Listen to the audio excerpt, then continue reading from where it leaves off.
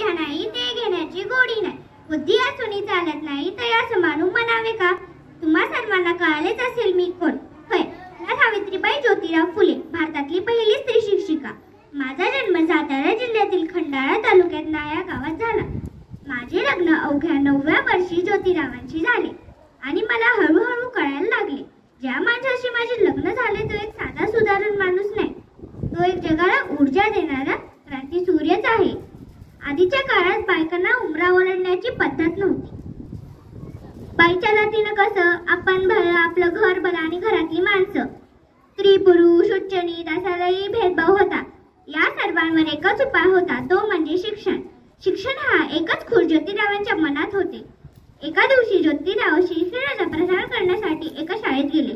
तिथल्या British madam म्हणाल्या, mister Phule, तुम्हाला शिक्षणाचा प्रसार करायचा आहे ना? First educated woman, because if you educated woman whole house well educated. पण तुम्ही माणसं वुमन्सला बाहेर जाऊ देत नाही. So bad mister Phule, so bad. झालं, आले ते माझ्याकडे पाटी पेन्सिल घेऊनच आणि म्हणाले, सावित्री, आजपासून मी तुला शिकविणार. झालं, सुरू झाला माझा अभ्यास. काना, मात्रा, वेराटी, बेकबे, बेदोनीच्या मी लिहायला शिकले, वाचायला शिकले व काव्यही रचू लागले. अशात 1 जानेवारी शनिवारी 1848 ला आम्ही पुण्यात भिलेवाडीत एक मुलींची पहिली शाळा सुरू केली. पण समाजात शेपटासारखं जगला तर काम तमाम होईल, पण जर वाघासारखं जगला तर काम नाम होईल. समाजात धर्म बुडाला म्हणून माझ्यावर चिक्कल फेक होत होती. एखाद्या सर्वसामान्य माणसाने शिक्षण घेतलं तर कोणता धर्म बुडतो? इतका तकलादू आहे का आपला धर्म? धर्मासाठी माणूस असते का माणसासाठी धर्म?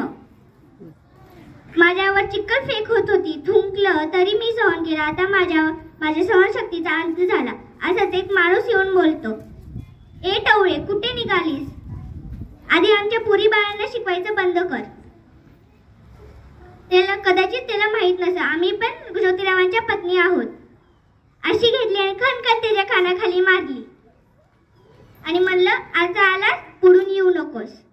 मग नंतर आम्ही यशवंताला दत्त घेतलं आणि त्याला शिकवलं, वाचवलं व डॉक्टरही बनवलं. मी सावित्रीची सावित्रीबाई झाले, सावित्रीबाईची सावित्रीमाई झाले. नंतर आमच्या बघता 18 शाळा झाल्या. धन्यवाद.